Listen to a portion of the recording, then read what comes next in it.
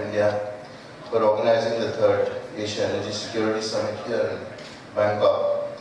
And it's a topic today which is of utmost relevance and importance to all of us, and one which is vital also for our sustained growth and development.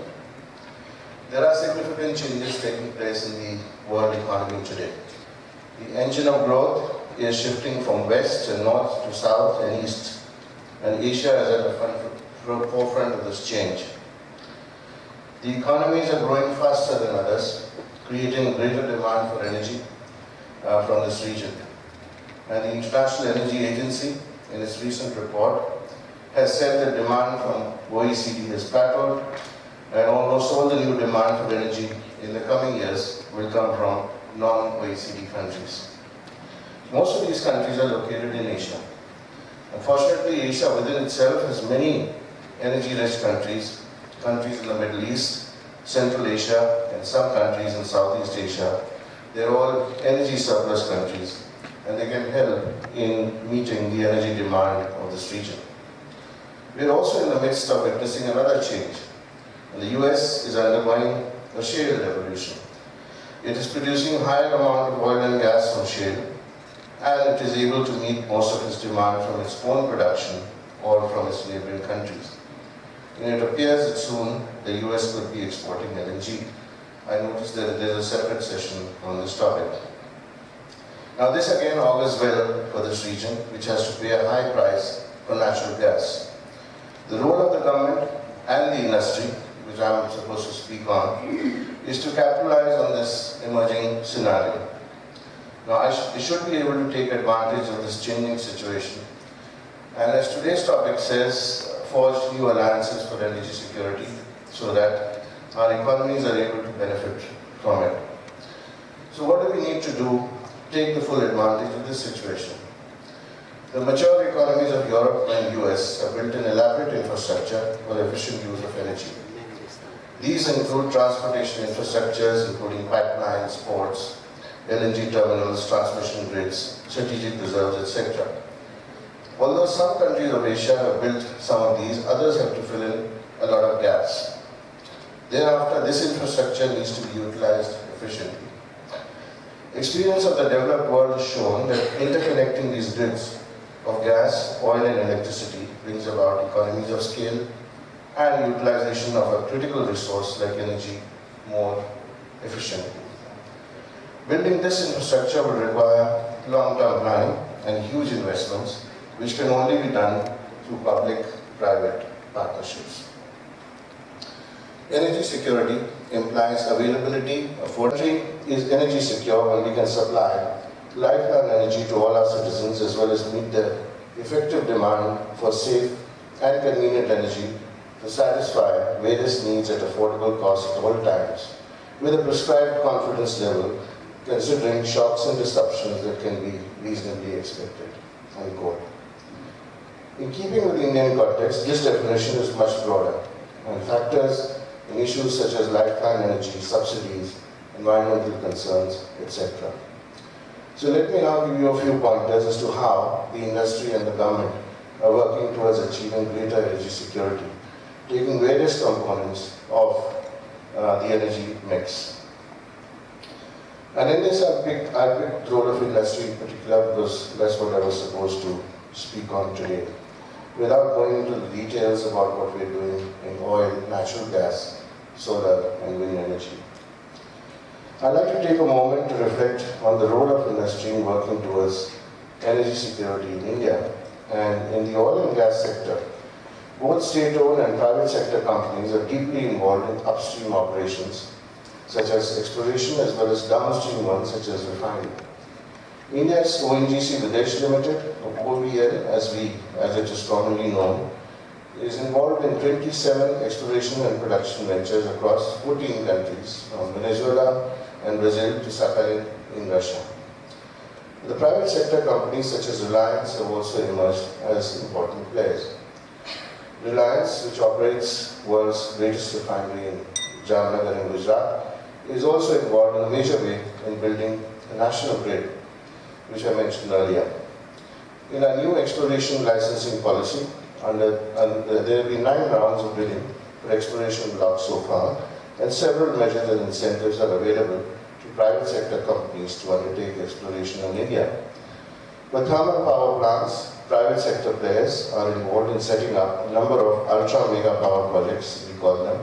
That's a capacity of more than 4,000 megawatts, where project conditions specified by the government entail introduction of environmentally friendly technologies such as supercritical turbines. In renewable energy, helped by conducive policies and incentives provided by the government, industry has set pace for vigorous expansion.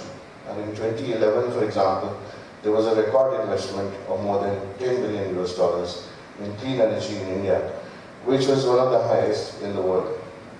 Now, when it comes to energy efficiency, market forces help those industry players that take the lead in adhering to the various codes and standards prescribed by Bureau of Energy Efficiency in India, as these result in huge savings for the consumers. Thus, government and industry have to be active partners and work together when it comes to promoting our energy security. A little bit about regional cooperation, and that's also important in industry context. Currently, only the grid of South India is not part of the pan-Indian grid. The southern grid is scheduled to get integrated by 2014. This will make India one of the biggest and the largest grids in the world. We are also getting connected regionally. The work on establishing high voltage transmission lines with Bangladesh is progressing and should be completed this year. With Nepal also, a high voltage transmission line should be in place by the end of the year. We are already connected with Bhutan, and India's Power Grid Corporation has undertaken a feasibility study for establishing undersea transmission link with Sri Lanka. Therefore, we are moving towards a South Asian grid. Let us see how this can pan out in the future. In the northwest of India, Pakistan buys power from Iran, and Afghanistan buys it from Turkmenistan, Iran and Tajikistan. We are also in discussion with Pakistan to sell power, and therefore connecting Central Asian electricity grid with South Asia will not be difficult and may happen depending upon the political will of the nations to cooperate in this area. Similarly, ASEAN is likely to have its own grid, and South Asia can easily link up with this grid and thereby have a pan-Asian grid. The example of Europe shows that a bigger grid is definitely more efficient and the resultant savings could be up by 10%. India is also establishing a pan-Indian natural gas network. A natural gas grid is therefore likely to be in place in the next 3 to 4 years. The Tapi pipeline will open a gateway to energy-rich Central Asia. Similar to the electricity grid, a gas grid is also being established in ASEAN. We cannot rule out linking of these grids in the future.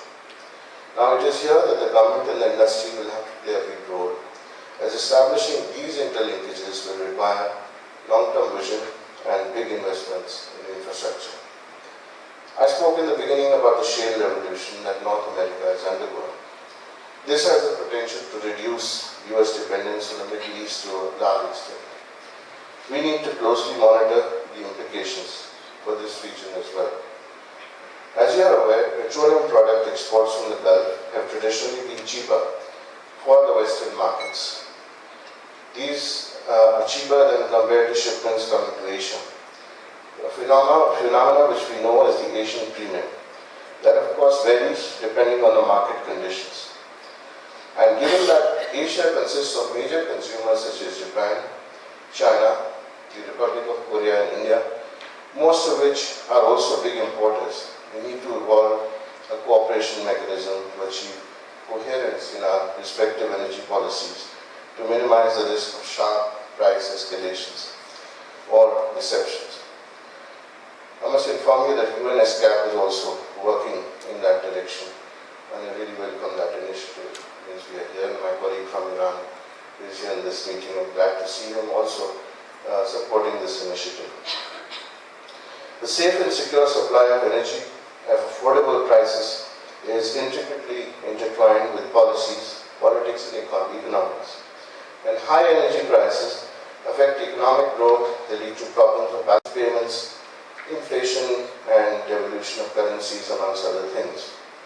Then they also put pressure on politics as citizens demand affordable prices. On the other hand, we have risk premiums due to unstable situation in some of the producing countries and international political tensions, which could lead to disruptions in supply. Governments and the industry, therefore, will have to forge alliances again, not only to withstand these disruptions, but also to work towards creating an international environment which is peaceful and stable. Here I'd like to quote Anil, leading energy security expert, who says, and I quote, "In a growing world economy, energy trade traverses national borders and ties nations together. That is why energy security is not just about countering the wide variety of risks and threats. It is also about relations among nations, how they interact with each other, how energy impacts their overall national security, and about cooperation and collaboration in the international community." Unquote. So in pursuing our shared objectives of achieving energy security, cooperation and collaboration, rather than competition or resource mercantilism, would be the key. And I hope when you meet over the next 2 days, you will deliberate on these issues and arrive at some useful recommendations which are important both for the government and for the industry. Thank you very much, and it's a pleasure to be here with you. Thank you.